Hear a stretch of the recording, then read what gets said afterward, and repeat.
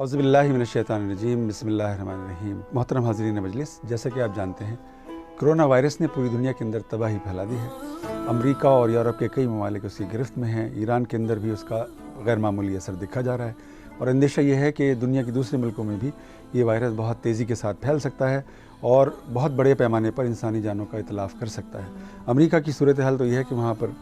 متاثرہ افراد کی تعداد 2 لاکھ سے بڑھ گئی ہے اور 4000 سے زیادہ افراد اب تک وہاں پر مارے جا چکے ہیں، اور اندیشہ یہ ہے کہ اگر یہ صورتحال اسی طرح جاری رہی تو امریکہ میں ایک اسٹیمیٹ کے مطابق 2 لاکھ لوگوں کے مرنے کا اندیشہ ہے، ایک اسٹیمیٹ کے مطابق 20 لاکھ لوگ بھی ہلاک ہو سکتے ہیں، اور ایک اسٹیمیٹ یہ ہے کہ 1 کروڑ 10 لاکھ افراد بھی ہلاک ہو سکتے ہیں اگر یہ بیماری وہاں پر بہت تیزی کے ساتھ، یہ وبا بہت تیزی کے ساتھ وہاں پر پھیل گئی۔ یہ ایک بہت ہی سنگین صورتحال ہے اور انسانی تاریخ میں اس کی کوئی مثال نہیں ملتی ہے۔ نہیں، وباؤں کی تاریخ تو بہت پرانی ہے، وبائیں پھیلتی رہی ہیں، انسان ہلاک ہوتے رہے ہیں، بہت بڑی تعداد میں ہلاک ہوتے رہے ہیں، لیکن یہ پہلا موقع ہے کہ جب کوئی وبا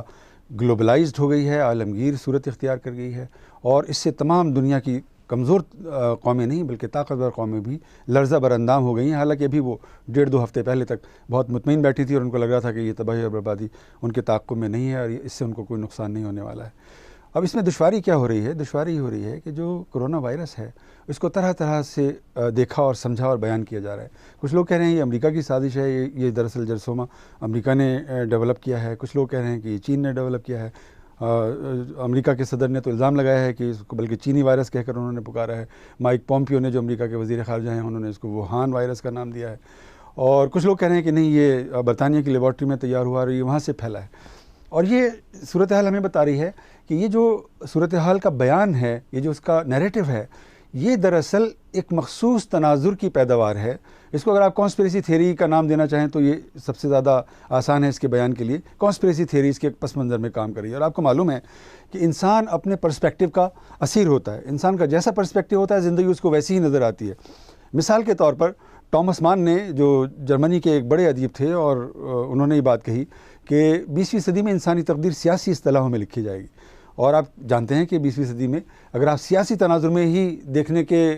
قابل ہوں اور سیاسی تناظر ہی پر آپ انحصار کرتے ہیں تو 20ویں صدی آپ کو واقعی ایسا لگتا ہے کہ اس میں انسانی تقدیر سیاسی اصطلاحوں میں لکھی گئی ہے، یعنی 20ویں صدی میں 2 عالمگیر جنگیں لڑی گئی ہیں اور جنگ جو ہے وہ ایک سیاسی تصور ہے۔ اسی طرح 20ویں صدی کے اندر نوآبادیاتی نظام جو ہے وہ پورا منہدم ہو گیا، اور نوآبادیاتی نظام اپنی اصل کے اندر ایک سیاسی تصور تھا۔ اسی طرح روس کے اندر انقلاب آیا، چین کے اندر 20ویں صدی میں انقلاب آیا، ایران کے اندر 20ویں صدی میں انقلاب آیا، اور انقلاب مخصوص معنوں میں ایک سیاسی تصور ہے۔ تو اگر آپ ٹامس مان کے اس پرسپیکٹیو کو قبول کر لیں تو پھر آپ کو واقعی لگے گا کہ 20ویں صدی واقعی سیاسی اصطلاحوں میں کلام کرنے والی صدی تھی، اور اس صدی کے اندر واقعی انسانی تقدیر سیاسی اصطلاحوں کے اندر لکھی گئی ہے۔ پال کینیڈی مغرب کے ایک بہت اہم مورخ ہیں، ان کی کتاب the rise and fall of great powers 1980 کی دہائی میں شائع ہوئی تھی، اور اس کتاب میں جو کینیڈی کا پرسپیکٹیو ہے وہ یہ کہ اس نے کہا کہ دنیا کی 4 بڑی طاقتیں یعنی خلافت عثمانیہ، برطانیہ، سوویت یونین اور امریکہ اپنی معاشی کمزوری کی وجہ سے زوال کا شکار ہوئی۔ یعنی سلطنت عثمانیہ اس لیے تباہ ہوئی کہ اس کے جو جنگی اخراجات تھے یا اس کے انتظامی جو اخراجات تھے وہ اس کی آمدنی سے بڑھ گئے تھے۔ برطانیہ کے بارے میں بھی پال کینیڈی نے یہی کہا ہے کہ اس کے جنگی اخراجات جو تھے اس نے اپنے آپ کو بہت پھیلا لیا تھا، اور اس کے جنگی اخراجات جو تھے اس کی آمدنی سے بڑھ گئے تھے۔ روس کے سوویت یونین کے بارے میں بھی اس نے یہی کہا، اور امریکہ کے بارے میں بھی اس نے 1980 کی دہائی میں یہ کہا کہ امریکہ زوال پذیر ہے، اور اس کا سبب یہ ہے کہ امریکہ نے اپنے اخراجات بہت بڑھا لیے ہیں اور اس کی آمدنی جو ہے اخراجات سے کم ہے اور اخراجات آمدنی سے زیادہ ہیں۔ تو اگر آپ اس پرسپیکٹیو کو قبول کر لیں تو پھر آپ کو لگے گا کہ واقعی جو معاشیات ہے وہ ڈیسائسو فیکٹر ہے، وہ انسانی زندگی کو، انفرادی زندگی کو بھی ڈیفائن کرنے والا فیکٹر ہے، اجتماعی زندگی کو بھی ڈیفائن کرنے والا فیکٹر ہے۔ کرونا وائرس کا جو مسئلہ ہے ہم جانتے ہیں، یعنی جو لوگ بھی مذاہب کے ماننے والے ہیں، خواہ وہ اسلام کے ماننے والے ہوں، خواہ وہ عیسائیت کے یا ہندوازم کے ماننے والے ہوں، وہ جانتے ہیں کہ جو مذہبی پرسپیکٹیو ہے، بالخصوص جو اسلامی پرسپیکٹیو ہے، وہ زندگی کو 14 صدیوں سے 2-4-10 دن سے نہیں 14 صدیوں سے اخلاقی تناظر میں، روحانی تناظر میں دیکھتا رہا ہے۔ انفرادی زندگی کو بھی، اس کی عروج و زوال کو بھی اس نے روحانی اور اخلاقی تناظر میں دیکھا ہے۔ قوموں کے عروج و زوال کو بھی اس نے اسی تناظر میں دیکھا ہے، اور ملتوں اور تہذیبوں کے عروج و زوال کو بھی اس نے اسی تناظر کے اندر دیکھا ہے۔ اور ہمارا یہ پرسپیکٹیو ہمیں بتاتا ہے کہ قومیں اپنے اخلاقی جسٹیفیکیشن سے اور اپنی روحانی جسٹیفیکیشن سے محروم ہو جاتی ہیں، اور اس کے نتیجے میں پھر ان پر عذاب الہی وارد ہوتا ہے۔ آپ کو معلوم ہے قرآن مجید فرقان حمید کے اندر 1-2 نہیں متعدد قوموں کے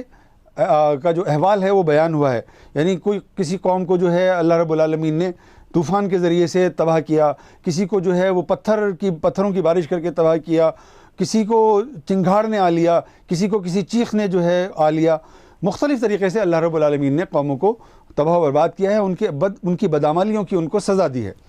تو اس کانٹیکسٹ میں جب ہم دیکھتے ہیں تو ہمیں معلوم ہوتا ہے کہ جس چیز کو ہم مغرب کہتے ہیں، اور آپ کی اطلاع کے لیے عرض ہے کہ مغرب صرف امریکہ اور یورپ کا نام نہیں ہے، بلکہ مولانا مودودی رحمۃ اللہ علیہ نے فرمایا کہ یہ جو کمیونزم ہے یہ بھی دراصل مغربی تہذیب ہی کی ایک شاخ ہے، اسی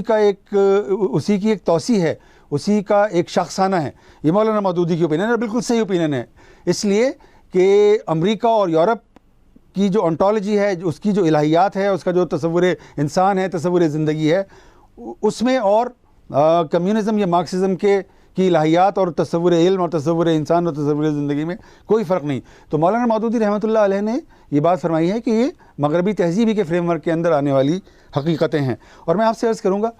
کہ اگر آپ مغربی تہذیب کی تاریخ پر ایک سرسری نظر ڈالیں، یعنی بہت تفصیلی نظر ڈالنے کی ضرورت نہیں ہے، سرسری نظر ڈالیں تو آپ کو معلوم ہوگا کہ مغربی تہذیب نے گزشتہ 1000 سال میں، بالخصوص گزشتہ 300 سال میں خدا اور مذہب کی ایسی توہین کی ہے کہ جس کی پوری انسانی تاریخ کے اندر کوئی نظیر نہیں ملتی، کوئی مثال نہیں ملتی۔ اس کی کوئی دوسری نظیر اگر آپ ڈھونڈنے کے لیے نکلیں گے تو آپ کو بہت دشواری ہو جائے گی۔ یعنی میں آپ سے عرض کروں گا کہ نیٹشے کا نام آتا ہے، نیٹشے نے کہا کہ نعوذ باللہ خدا مر گیا ہے، مارلو نے کہا کہ انسان مر گیا ہے۔ ظاہر ہے کہ جب نعوذ باللہ خدا مر گیا تو پھر انسان بھی مر جائے گا، اس لیے کہ انسان جو ہے وہ معنی اگر کہیں سے اخذ کرتا ہے تو خدا کی موجودگی سے اخذ کرتا ہے۔ اور پھر DH لارنس نے کہا کہ انسانی تعلقات کا عدم مر گیا۔ ظاہر ہے جب خدا مر جائے گا، جس تہذیب میں خدا مر جائے گا، جس تہذیب میں انسان مر جائے گا تو وہاں انسانی تعلقات کا ادب بھی موجود نہیں رہے گا۔ اور میں آپ سے عرض کروں گا کہ کارل مارکس، جس کے تصور کی بنیاد پر روس کے اندر بھی اور چین کے اندر بھی انقلاب آیا، جو سائنٹیفک کمیونزم کا بانی ہے، اس کا یہ بہت مشہور فقرہ ہے کہ مذہب انسانوں کی افیون کے سوا کچھ بھی نہیں ہے۔ اس کا مطلب یہ ہے کہ خدا کا تصور بھی ایک نشہ ہے، خود مذہب بھی ایک نشہ ہے۔ مارکس کی پرسپیکٹیو سے سوویت یونین میں جس شخصیت نے انقلاب برپا کیا اس کا نام ولادیمیر لینن ہے، اور لینن کا یہ فقرہ بہت مشہور ہے۔ اس نے کہا کہ خدا تمہارے ساتھ ہے، کیا خدا قدامت پسند ہے؟ شیطان ہمارے ساتھ ہے اور وہ بہت اچھا کمیونسٹ ہے۔ اسٹالن جس نے لینن کو روس کے اندر ریپلیس کیا، اس نے کہا کہ ہم اہل ایمان کے خلاف جنگ نہیں لڑ رہے ہیں، ہم جو ہے وہ خدا کے خلاف جنگ لڑ رہے ہیں، اس لیے کہ ہم اس سے اہل ایمان کو چھیننا چاہتے ہیں۔ اور جو مسولینی تھا، جو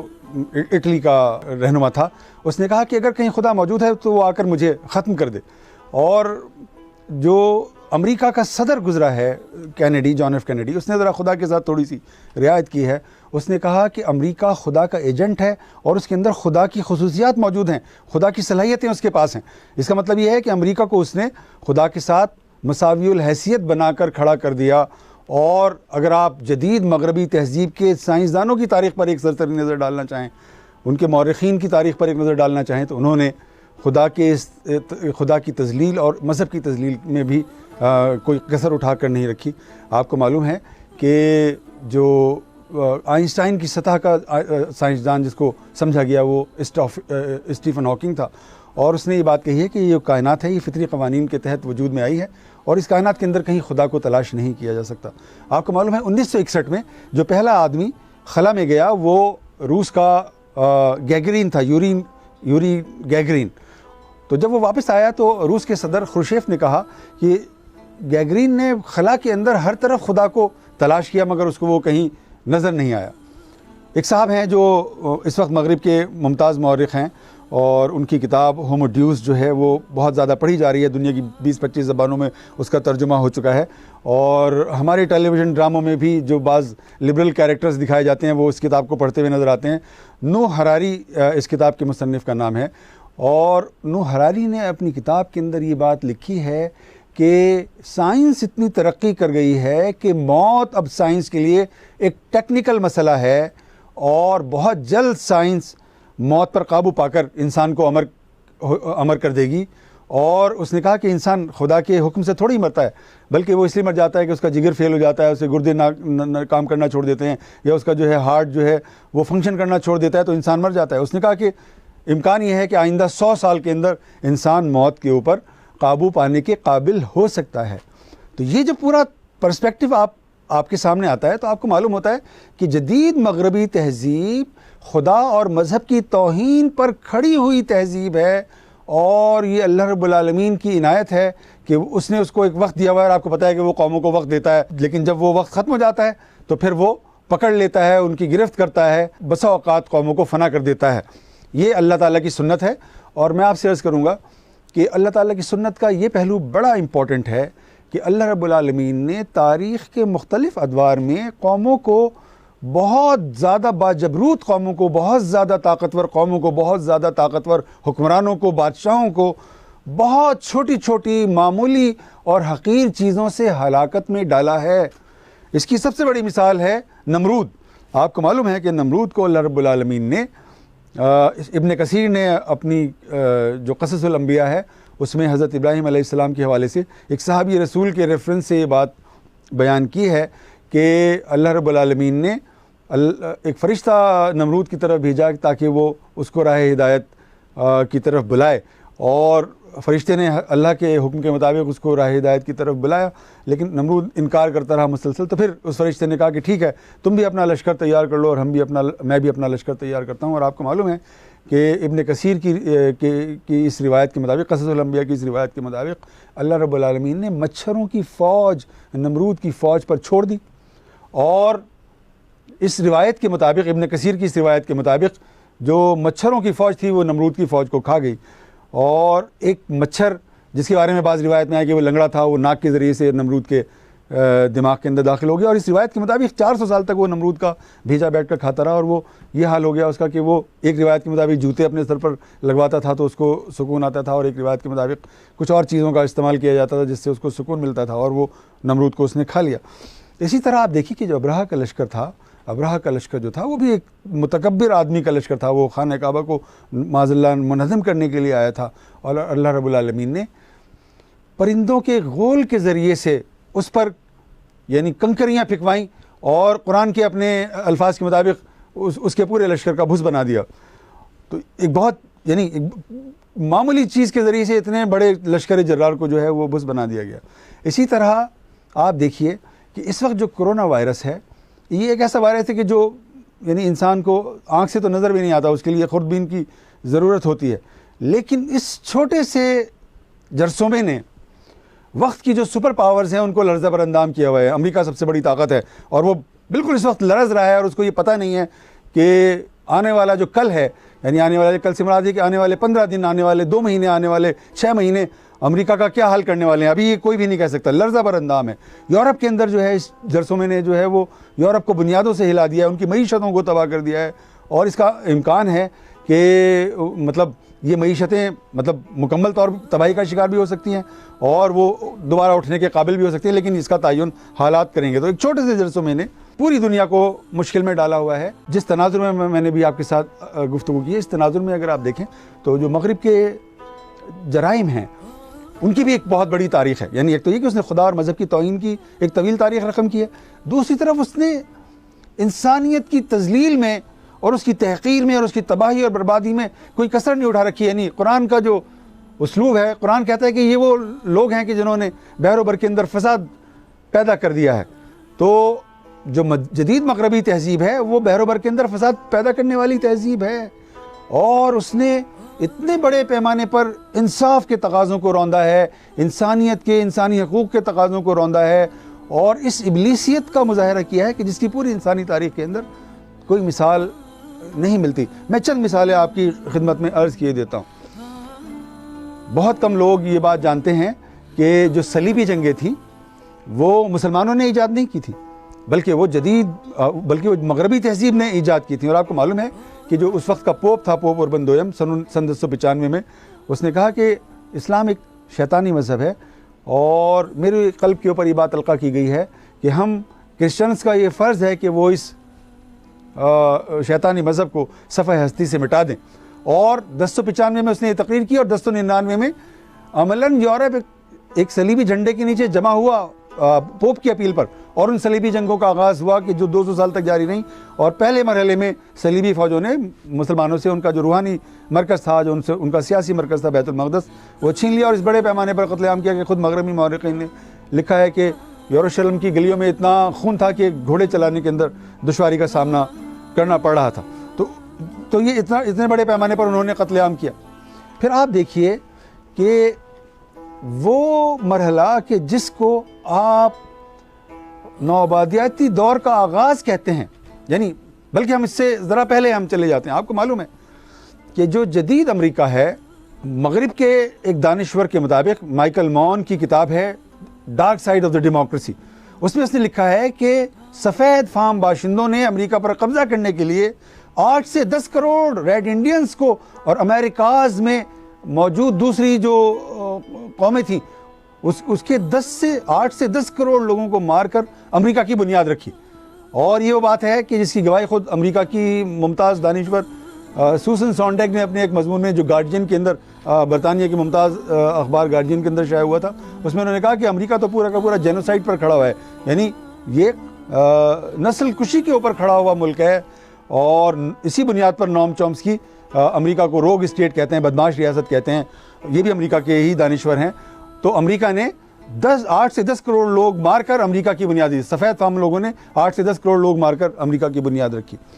نوآبادیاتی تجربہ جس کو آپ کہتے ہیں، یعنی تمام یورپی طاقتیں اپنے اپنے جغرافیے سے نکلی اور دیکھتے ہی دیکھتے وہ پوری دنیا کے اوپر چھا گئیں اور پورا عالم اسلام ان کے نرغے میں چلا گیا. اور آپ کی اطلاع کے لیے عرض ہے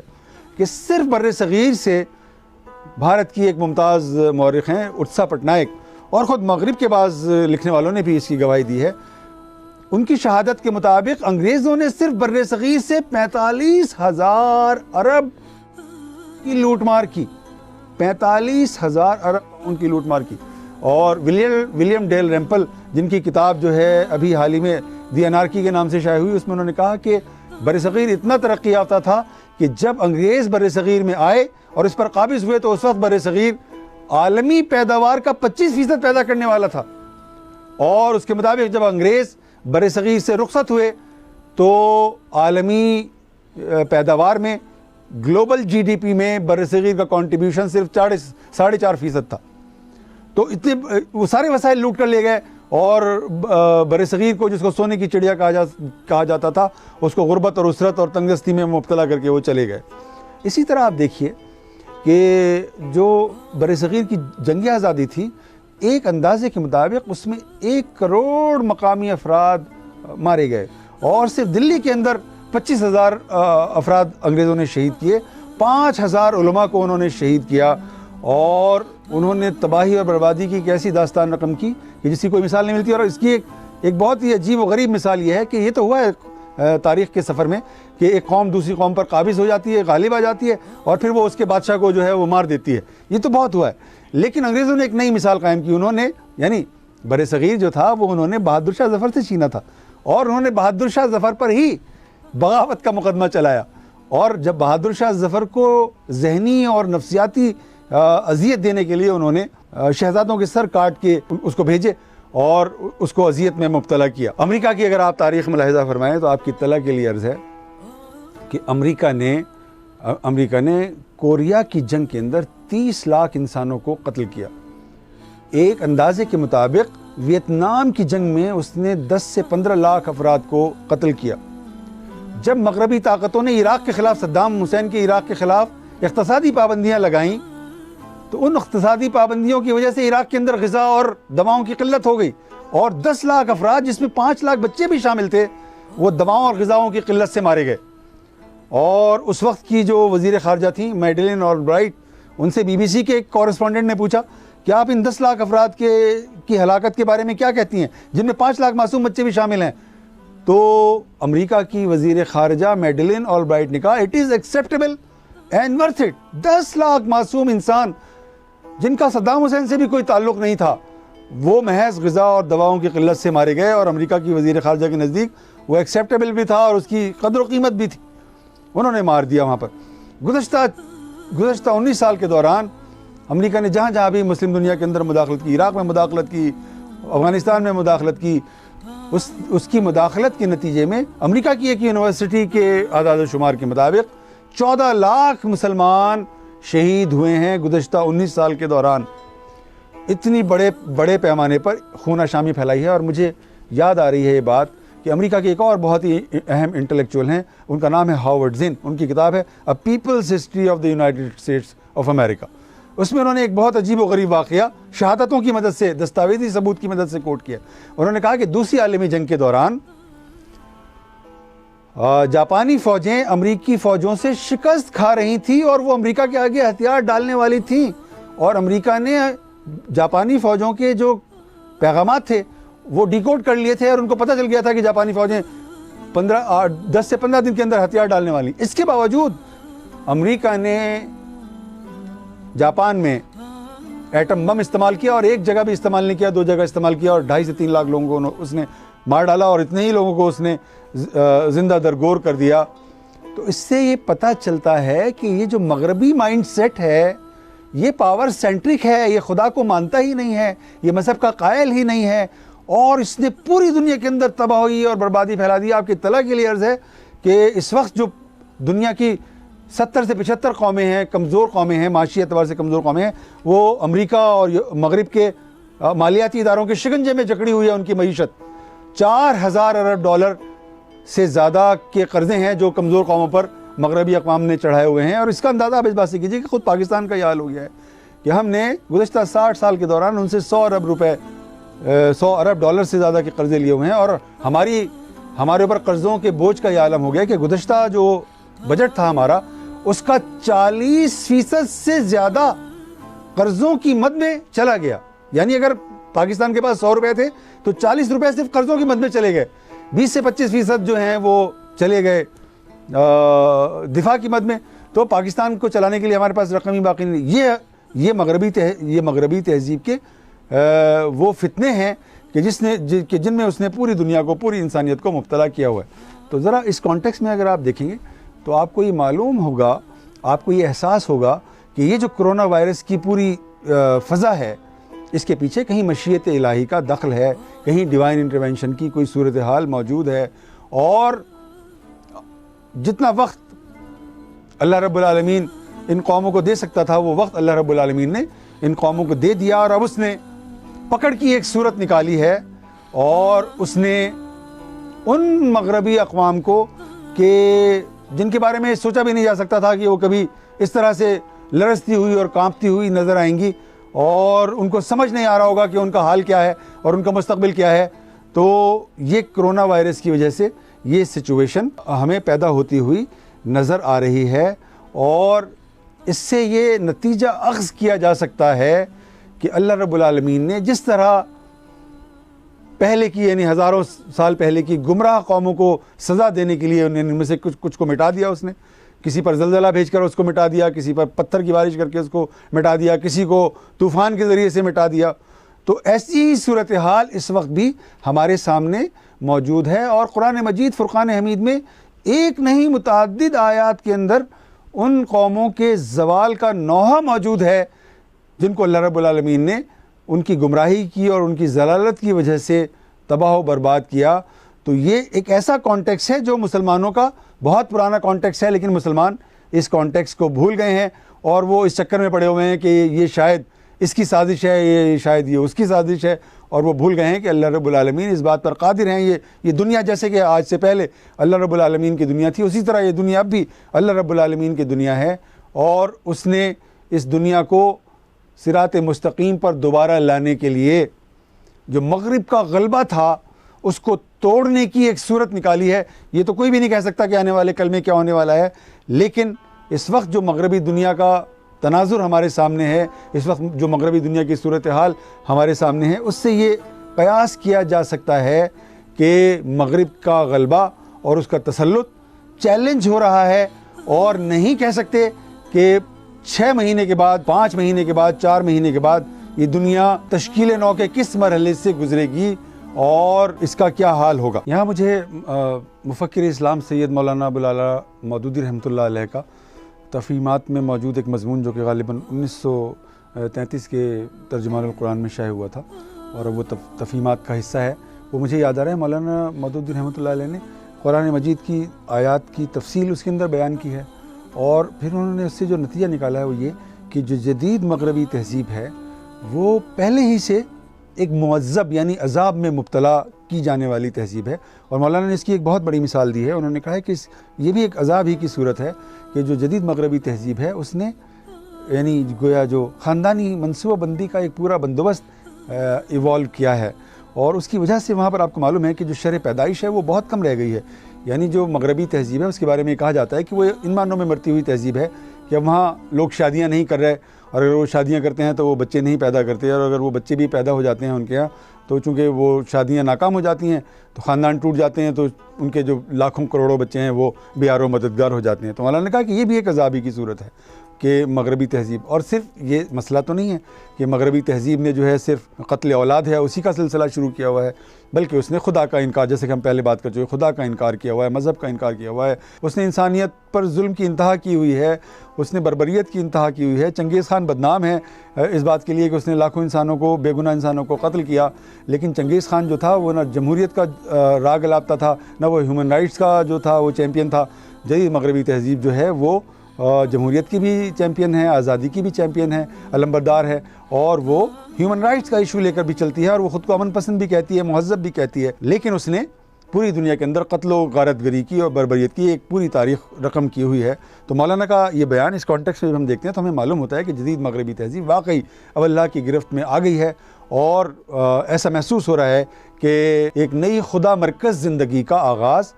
ہونے والا ہے، اور دنیا ایک بار پھر اپنے مرکز سے، اپنے محور سے جو ہے وہ جڑنے والی ہے. اور میں آپ سے عرض کروں گا کہ یہ جو احساس ہے یہ صرف مسلمانوں کے اندر موجود نہیں ہے. آپ کو معلوم ہے ابھی میں نے مارکس کا اور لینن کا اور اسٹالن کا آپ کو معاملہ بتایا کہ وہ مذہب کے بارے میں اور خدا کے بارے میں کیا رائے رکھتے تھے. اسی روس میں پیوٹن کا ایک بیان ہے، BBC.com کے اوپر یہ اویلیبل ہے، آپ پڑھ سکتے ہیں. اس میں پیوٹن نے یہ بات کہی ہے کہ اب وقت آ گیا ہے کہ ہم روس کے کانسٹیٹیوشن میں خدا کے تصور کو انڈکٹ کریں، اور ہم جنس پرستی کی بنیاد پر ہونے والی شادیوں کو ممنوع قرار دے کر شادی کا جو روایتی مذہبی ادارہ ہے اس کو بحال کریں. یہ بات ایک ایسے ملک میں کہی جا رہی ہے کہ جہاں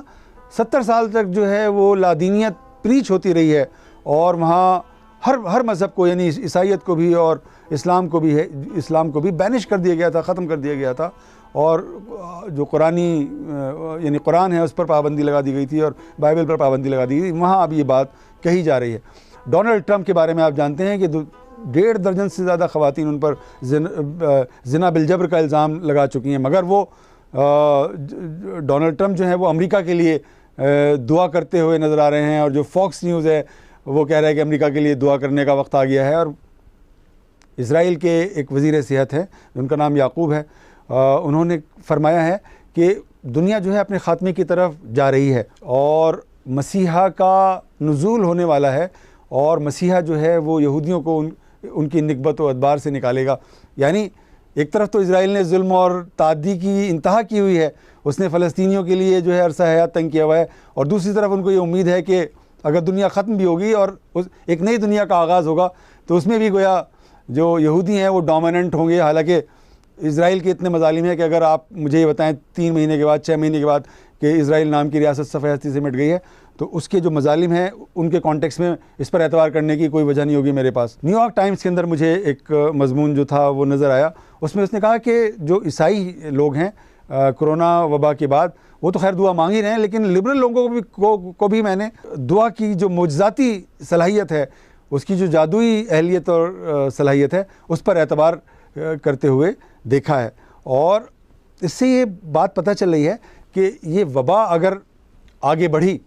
اور اس سے انسانی ہلاکتوں کی تعداد میں اضافہ ہوا، اور مغرب معیشت کے جس بت کو پوج رہا ہے گزشتہ 250-300 سال سے وہ منہ کے بل گرا، اور ان کے جو سارے سہارے ہیں جن پر کہ وہ کھڑے ہوئے ہیں، تو پھر وہ شاید اپنے آپ کو کریٹیکلی دیکھنے کے قابل ہو سکیں، اور شاید وہ پھر اس ابدی سچائی کو قبول کرنے کی طرف مائل ہو سکیں کہ جو اسلام کی صورت میں اس دنیا کے پاس پہلے سے موجود ہے. تو یہ پرسپیکٹو ہمیں ضرور اب اختیار کرنا چاہیے اس سچویشن کو انالائز کرنے کے سلسلے میں بھی اور اس کو سمجھنے کے سلسلے میں بھی. اب اس میں مشکل کیا ہے کہ کرونا وائرس جو ہے وہ صرف امریکہ اور یورپ میں تو نہیں پھیلا ہوا، بلکہ مسلم ممالک بھی اس سے متاثر ہیں. اتنے متاثر نہیں ہیں جتنا امریکہ یا چین متاثر ہے یا یورپ متاثر ہے، لیکن مسلمان بھی متاثر ہیں. تو لوگ یہ سوال اٹھاتے ہیں کہ کیا مسلمان بھی اللہ کی گرفت کے دائرے میں ہیں؟ ذرا آپ مسلمانوں کی زندگی کا جائزہ تو لیجئے. یہ تو صحیح ہے کہ ہم نے اسلام ترک نہیں کر دیا، یہ تو صحیح ہے کہ ہم نے ابھی خدا پر ایمان کو ترک نہیں کیا، یہ تو صحیح ہے کہ ہم نے قرآن کا انکار نہیں کیا، یہ تو صحیح ہے کہ ہم نے رسول اللہ صلی اللہ علیہ وسلم کو نبی ماننا چھوڑ نہیں دیا ہے. لیکن ہماری زندگی اور اہل مغرب کی زندگی میں کوئی بہت بڑا فرق، کوئی بہت بڑا امتیاز ہمیں نظر نہیں آتا۔ مغرب کے آئیڈیلز ہمارے آئیڈیلز ہیں، ان کے خواب ہمارے خواب ہیں، ان کی آرزوئیں ہماری آرزوئیں ہیں، ان کی تمنائیں ہماری تمنائیں ہیں، اور ہم تقریباً مغربی زندگی کو مکمل طور پر اختیار کر چکے ہیں۔ ہمارا سیاسی نظام ان کا دیا ہوا ہے، ہمارا معاشی نظام ان کا دیا ہوا ہے، ہمارا تعلیمی نظام ان کا دیا ہوا ہے، ہمارا پورا جوڈیشل سسٹم وہاں سے آیا ہے، یہاں تک کہ ان کا ہم لباس پہن رہے ہیں، ان کی غذائیں کھا رہے ہیں، ان کی موسیقی استعمال کر رہے ہیں، ان کا ادب پڑھ رہے ہیں اور اس کو استعمال کر رہے ہیں اور اس پر فخر کر رہے ہیں، ان کی زبان پر ان کی زبانیں ہم اختیار کر رہے ہیں اور ان پر ہم فخر کر رہے ہیں۔ تو ہم مکمل طور پر مغربی بنے ہوئے ہیں، اور خدا ہماری زندگی میں تقریباً ایک کانسیپٹ بن چکا ہے، یعنی خدا ایک کانسیپٹ کی سطح پر ہماری زندگی میں موجود ہے، لیکن وہ ہماری زندگی میں فنکشنل ریالٹی نہیں ہے، ایسی ریالٹی جو ہماری زندگی کو، انفرادی زندگی کو، اجتماعی زندگی کو ڈیفائن کرنے والی ہو۔ اس کی سب سے بڑی مثال یہ ہے کہ پاکستان اسلام کے نام پر بنا، اور ہمارا آئین بھی اسلام ہے، ہمارے آئین میں بھی اسلام ہے، لیکن ہم نے کبھی بھی اسلام کو آئین سے نکل کر ریاستی معاملات پر اثر انداز ہوتے ہوئے آج تک نہیں دیکھا۔ ہماری معیشت، ہماری معاشرت، ہماری ہر چیز مغرب سے آئے ہوئے اصولوں اور ضابطوں کے مطابق چل رہی ہے، اور اسلام ہماری زندگی میں کہیں موجود نہیں ہے۔ اور مجھے یاد آ رہا ہے حضرت امام غزالی رحمۃ اللہ علیہ نے احیاء العلوم کے اندر 900 سال پہلے کی بات ہے، یہ 900 سال پہلے کے مسلمانوں کا احوال لکھا ہے، اور انہوں نے کہا کہ جو ہمارے زمانے کے مسلمان ہیں، غزالی نے 900 سال پہلے لکھا کہ میرے زمانے کے جو مسلمان ہیں وہ بھی کفار اور مشرکین کی طرح آخرت پر دنیا کو ترجیح دینے والے ہیں۔ اور آپ ذرا اس وقت کے مسلمانوں کا حال ملاحظہ کر لیں، اس میں میں سیکولر اور لبرل لوگوں کی بات نہیں کر رہا ہوں، میں ان لوگوں کی بات کر رہا ہوں جو اپنے آپ کو مذہبی کہتے ہیں اور جو مذہب کو کسی نہ کسی حد تک پریکٹس بھی کرتے ہیں۔ ان کی زندگی میں بھی دنیا غالب ہے اور آخرت غائب ہے۔ ہماری زندگی میں ہم آخرت کے لیے عمل کرنے والے لوگوں میں شامل نہیں ہیں۔ یہ بہت کم لوگ ہیں ایسے کہ جن کے لیے آخرت کوئی پرنسپل ہے، کوئی اصول ہے، کوئی ضابطہ ہے، اور جو آخرت کے لیے سوچتے ہیں، آخرت کے لیے زندہ رہتے ہیں اور آخرت کے لیے مرتے ہیں۔ ہم دنیا کے لیے زندہ ہیں، دنیا کے لیے سانس لے رہے ہیں، دنیا کے لیے ہم ساری تک و دو کر رہے ہیں، اور ہم خدا سے اتنے ہی دور کھڑے ہوئے ہیں جتنا دور جو ہے ایک دنیا پرست کھڑا ہو سکتا ہے۔ تو خدا ظاہر ہے کہ کفار اور مشرکین سے تو خیر بہت ہی ناراض ہوگا، اس لیے کہ انہوں نے تو ظلم اور بربریت کی انتہا کی ہوئی ہے، لیکن مسلمان بھی خدا کے انعام و اکرام کے زیادہ مستحق نظر نہیں آتے۔ تو ہمیں ڈرنا چاہیے اس بات سے، اور ہمیں رجوع کرنا چاہیے اللہ رب العالمین سے، اور ہمیں اپنے گناہوں کا، ان گناہوں کا جو ہمارے شعور میں ہیں، اور وہ گناہ جو ہمارے شعور میں بھی نہیں ہیں، ان کی ہمیں انفرادی حیثیت میں بھی اس سے معافی مانگنی چاہیے، اور اجتماعی حیثیت میں بھی ہمیں ایک قوم کی حیثیت سے، ایک ملت کی حیثیت سے، ایک امت کی حیثیت سے بھی ہمیں معافی مانگنی چاہیے، اور ہمیں اپنے معاملات کو درست کرنا چاہیے، اور اپنی زندگی کو حقیقی معنوں میں خدا مرکز زندگی بنانے کی کوشش کرنی چاہیے۔ وعدہ کرنا چاہیے خدا سے کہ ہم خدا مرکز زندگی بسر کرنے کی کوشش کریں گے، اور اگر ہم نے یہ کام کیا تو ظاہر ہے کہ انشاءاللہ اللہ رب العالمین جو ہے وہ اس عذاب کو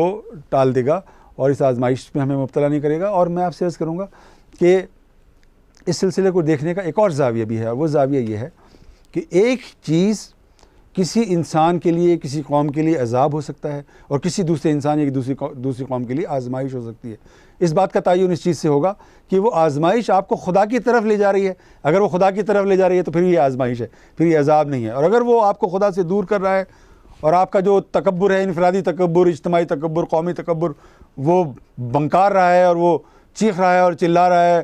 کہ ابھی اس کی میں مثال دے دیتا ہوں، ابھی بالکل 4 دن پہلے ڈونلڈ ٹرمپ کا ایک بیان چھپا ہے ہمارے اخبارات میں، صفحہ اول پر چھپا ہوا موجود ہے بیان۔ ڈونلڈ ٹرمپ نے کہا امریکہ شٹ ڈاؤن کے لیے نہیں بنا ہے، اگرچہ وہ 3 دن کے بعد خود شٹ ڈاؤن کی طرف چلے گئے ہیں، لیکن وہ جو ان کا تکبر ہے وہ کلام کر رہا ہے، اور وہ بتا رہا ہے کہ ابھی بھی وہ اسی فریم ورک میں۔ ہندوستان سے بھی یہ خبر آئی ہے کہ وہاں بی جے پی نے بجائے اس کے کہ وہ اس وبا سے، اس پھیلنے والی وبا سے خوف زدہ ہوتے، انہوں نے کہا ہے کہ اگر کوئی مسلمان اس وبا کا شکار ہو کر ہاسپٹل میں آئے تو اس کو ہاسپٹل میں ایڈمٹ نہ کرو، یعنی انہوں نے وربلی یہ میسج جو ہے کمیونیکیٹ کیا ہوا ہے ہاسپٹلز کو۔ تو اس کا مطلب یہ ہے کہ وہ بھی سبق لینے کے لیے تیار نہیں ہے، اور جب کوئی قوم، کوئی ملت سبق لینے سے انکار کر دیتی ہے تو پھر اللہ کی گرفت جو ہے وہ اور مضبوط اور شدید ہوتی چلی جاتی ہے، اور ایک ایسا وقت بھی آ جاتا ہے کہ وہ مٹا دیتا ہے اور فنا کر دیتا ہے ملتوں کو۔ اس کی مثالیں قرآن مجید فرقان حمید میں جا بجا بیان ہوئی ہیں، اور مجھے لیکن ایسا لگ رہا ہے کہ یہ دنیا یہ خاتمے کی طرف تو نہیں جا رہی ہے، لیکن ایک نئی دنیا کا آغاز ہونے والا ہے، اور جتنے بڑے واقعات اس وقت آپ کے سامنے ہو رہے ہیں، یہ واقعات یہاں رک نہیں جائیں گے، بلکہ ان کے بعد ان سے زیادہ بڑے واقعات کا کوئی سلسلہ ایسا سلسلہ جس کے بارے میں شاید ہم سوچ بھی نہیں سکتے کہ وہ کیا ہوگا. جس طرح ہم یہ نہیں سوچ سکتے تھے کہ کورونا وائرس کے ذریعے سے 2-2.5 مہینے کے اندر پوری دنیا جو ہے اتھل پتھل ہو سکتی ہے، تو اتنے بڑے واقعات رونما ہو سکتے ہیں جن کے بارے میں ہم سوچ بھی نہیں سکتے. اس لیے کہ اللہ رب العالمین اس بات پر قادر ہے کہ جب وہ کسی چیز کو مغلوب اور کسی چیز کو غالب کرنا چاہتا ہے تو پھر دنیا کی کوئی طاقت اس کی راہ میں مزاحم نہیں ہو سکتی. اور مجھے یاد آ رہی ہے رسول اکرم صلی اللہ علیہ وسلم کی وہ حدیث مبارکہ. رسول اللہ صلی اللہ علیہ وسلم نے فرمایا ہے کہ میرا زمانہ رہے گا جب تک کہ اللہ تعالیٰ کو منظور ہوگا، اور اس کے بعد خلافت راشدہ ہوگی، اور اس کا زمانہ رہے گا جب تک کہ اللہ تعالیٰ چاہیں گے، اور پھر اس کے بعد ملوکیت ہوگی، اور اس کا زمانہ ہوگا جب تک کہ اللہ تعالیٰ پسند فرمائے گا، اور پھر اس کے بعد کاٹ کھانے والی آمریت ہوگی، اور اس کا زمانہ رہے گا جب تک کہ اللہ تعالیٰ کو منظور ہوگا. لیکن اس کے بعد دنیا ایک بار پھر خلافت علی منہاج النبوہ کے تجربے کی جانب لوٹے گی. تو سوال اٹھایا جا سکتا ہے کہ کیا دنیا ایک بار پھر خلافت علی منہاج النبوہ کے تجربے کی جانب سفر کر رہی ہے؟ کیا اس کی جانب مراجعت کر رہی ہے؟ اس بارے میں وثوق سے کچھ بھی نہیں کہا جا سکتا، لیکن جو دنیا کا موجودہ منظرنامہ ہے، اور اس منظرنامے کی پشت پر جو مغربی تہذیب کے جرائم ہیں، جو خدا بیزاری ہے، جو مذہب بیزاری ہے، جو انسانیت بیزاری ہے، جو ظلم ہے، جو بربریت ہے، جو استحصال ہے، جو گمراہی ہے، اس کو اگر آپ پیش نظر رکھیں تو ایسا لگ رہا ہے کہ ایک نئے تہذیبی سانچے کا آغاز آج نہیں 2 سال کے بعد، 4 سال کے بعد، 5 سال کے بعد، 10 سال کے بعد ضرور ہونے والا ہے. اور اس نکبت و ادبار سے جس میں کہ دنیا مبتلا ہے، 7 ارب انسان جس نکبت و ادبار میں مبتلا ہیں، اس سے اس دنیا کو نجات ملنے والی ہے. ایسا لگ رہا ہے، تجزیے کی سطح پر ایسا لگ رہا ہے. میں کوئی پریڈکشن نہیں کر رہا ہوں، تجزیے کی سطح پر ایسا ہمیں لگ رہا ہے. تو اس سے پہلے کہ اس نئی دنیا کا آغاز ہو، ہمیں اپنے اللہ سے رجوع کرنا چاہیے، اور اپنے انفرادی اور اجتماعی اور قومی اور ملی اور امتی گناہوں کی جو معافی ہے وہ ہمیں مانگنی چاہیے. ہمارے حکمرانوں کو سب سے زیادہ مانگنی چاہیے، لیکن ہمارے عوام کو بھی بڑھ چڑھ کر یہ معافی خدا سے طلب کرنی چاہیے. اگر ہم اللہ رب العالمین سے رجوع کریں گے اور اس سے معافی کے خواستگار ہوں گے تو اللہ تعالیٰ جو ہیں وہ غفور الرحیم ہیں، وہ معاف کرنے والے ہیں، اور وہ ہمیں معاف کریں گے، اور ہم اس کی برکتوں سے سرفراز ہوں گے، اور اس ذلت و نکبت و ادبار سے بھی ہمیں نجات ملے گی، اور یہ جو وبا ہے اس سے بھی ہم بتمام و کمال محفوظ ہو جائیں گے.